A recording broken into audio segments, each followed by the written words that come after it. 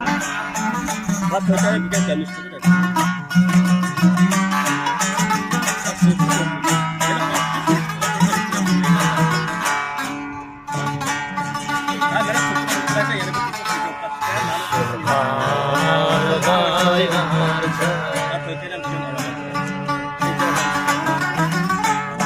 Tekiniyim davaniyeden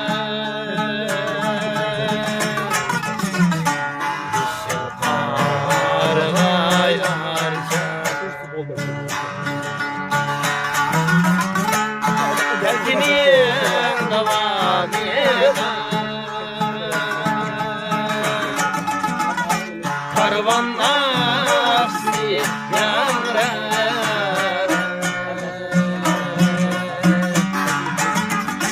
Hazret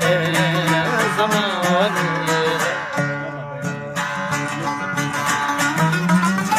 Karvan nafsi yamrer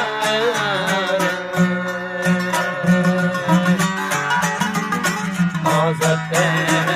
zamanı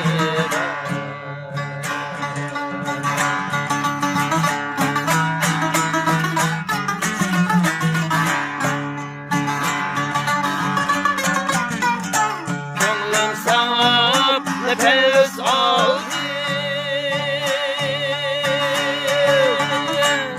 Sevgiliye havasıydı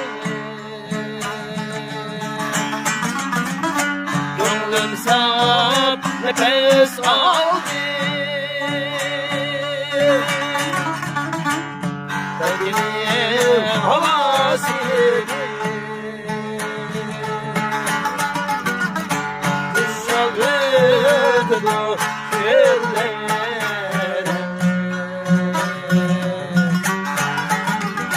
Bulbullar havasıydı Kışladı küllere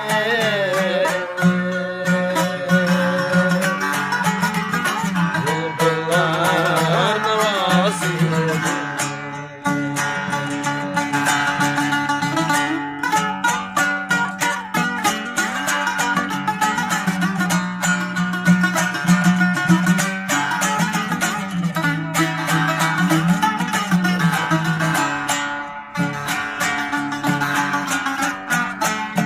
Tek